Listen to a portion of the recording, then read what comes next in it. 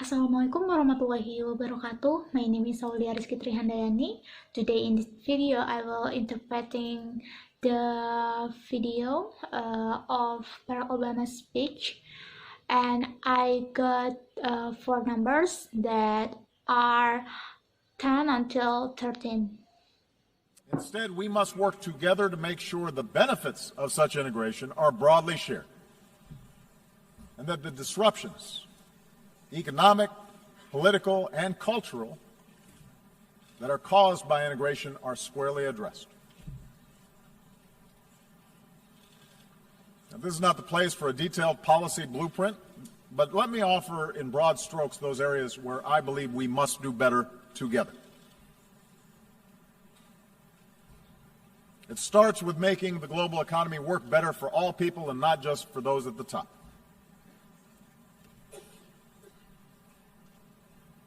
While open markets, capitalism have raised standards of living around the globe, globalization combined with rapid progress in technology has also weakened the position of workers and their ability to secure a decent wage. In advanced economies like my own, unions have been undermined, and many manufacturing jobs have disappeared. Often, those who benefit most from globalization have used their political power to further undermine the position of workers. Sebaliknya, kita harus bekerja sama untuk memastikan manfaat integrasi tersebut dibagikan secara luas, dan bahwa gangguan-gangguan ekonomi, politik, dan budaya yang disebabkan oleh integrasi ditangani secara intensif. Ini bukan tempat untuk menerima kebijakan terperinci, tetapi izinkan saya untuk menawarkan dalam struk luas daerah-daerah di mana saya percaya kita harus melakukan lebih baik bersama-sama. Dimulai dengan ekonomi global bekerja secara lebih baik untuk semua orang dan bukan hanya untuk kalangan tertentu. Sementara pasar terbuka, kapitalisme telah meningkatkan standar hidup di seluruh dunia. Globalisasi dikombinasikan dengan kemajuan yang cepat dan teknologi juga telah melemahkan posisi pekerja dan kemampuan mereka untuk mengamankan upah yang layak. Dalam ekonomi maju seperti saya sendiri, serikat kerja telah dirusak, dan banyak pekerjaan manufaktur telah menghilang. Seringkali, mereka yang paling diuntungkan dari globalisasi telah menggunakan kekuatan politik untuk lebih merusak posisi pekerja. In developing countries, labor organizations have often been suppressed, and the growth of the middle class has been held back by corruption and underinvestment. Mercantilist policies pursued by governments with export-driven models threaten to undermine the consensus that underpins global trade. And meanwhile, global capital is too often unaccountable. Nearly $8 trillion stashed away in tax havens, and a shadow banking system that grows beyond the reach of effective oversight. A world in which 1% of humanity controls as much wealth as the other 99% will never be stable. I understand that the gaps between rich and poor are not new, but just as the child in a slum today can see the skyscraper nearby, technology now allows any person with a smartphone to see how the most privileged among us live and the contrast between their own lives and others. Di negara-negara berkembang, organisasi buruh sering ditekan, dan pertumbuhan kelas menengah telah tertahan oleh korupsi dan underinvestasi. Kebijakan merkantilis yang ditempuh pemerintah dengan model yang didorong ekspor mengancam akan merusak konsensus yang mendasari perdagangan global. Dan sementara itu, modal global terlalu sering tidak dapat diperhitungkan. Hampir 8 triliun dolar disimpan di pajak. Sistem perbankan, bayangan yang tumbuh di luar jangkauan pengawasan yang efektif. Sebuah dunia di mana 1% umat manusia mengendalikan kekayaan sebanyak 99% lainnya tidak akan pernah stabil. Saya memahami bahwa kesenjangan antara kaya dan miskin bukanlah hal yang baru, tetapi sama seperti anak yang berada di daerah kumuh saat ini dapat melihat gedung pencakar langit di dekatnya. Teknologi sekarang memungkinkan siapapun dengan smartphone untuk melihat bagaimana yang paling istimewa di antara kita hidup dan kontras antara kehidupan mereka sendiri dengan orang lain.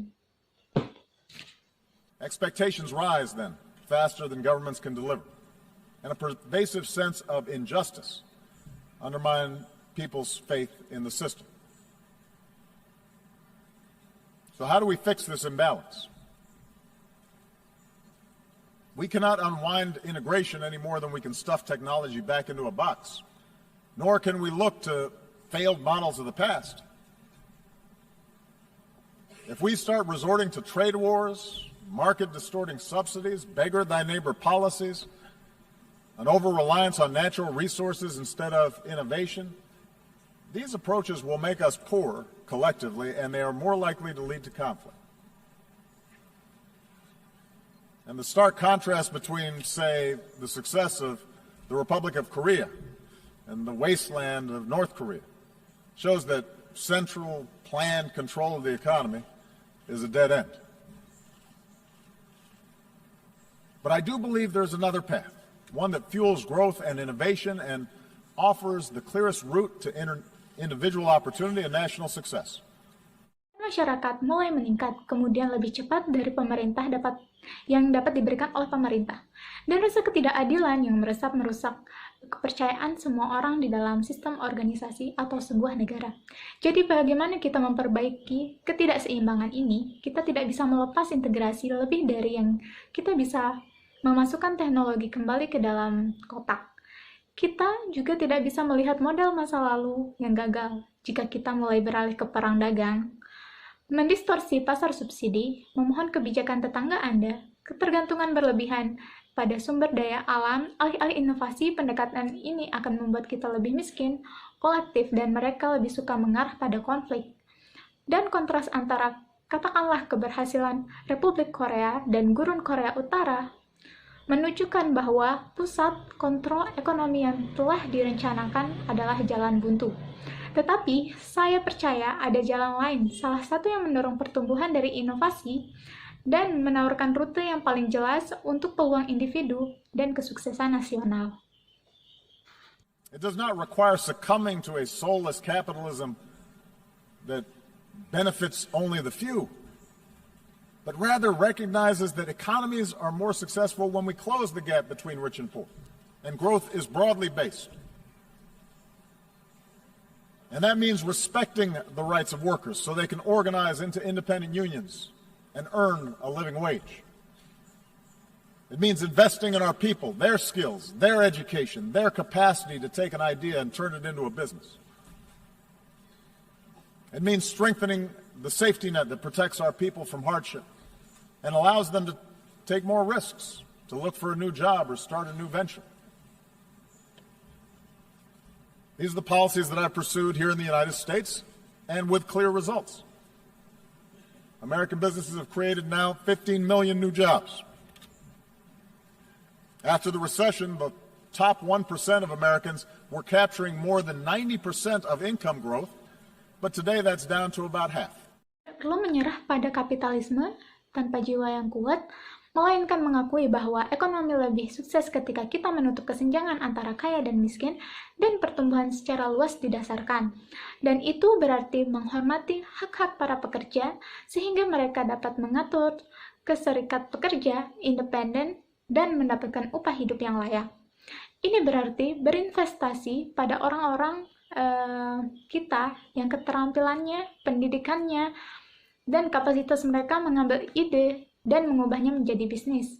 Ini berarti memperkuat jaring pengaman yang melindungi orang-orang kita dari kesulitan dan memungkinkan mereka untuk mengambil lebih banyak resiko untuk mencari pekerjaan yang baru atau memulai usaha-usaha yang baru.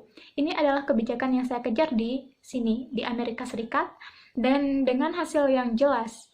Bisnis Amerika telah mencapai 15 juta pekerja baru sekarang ini. Setelah resesi, 1% teratas orang Amerika menangkap lebih dari 90% pertumbuhan pendapatan.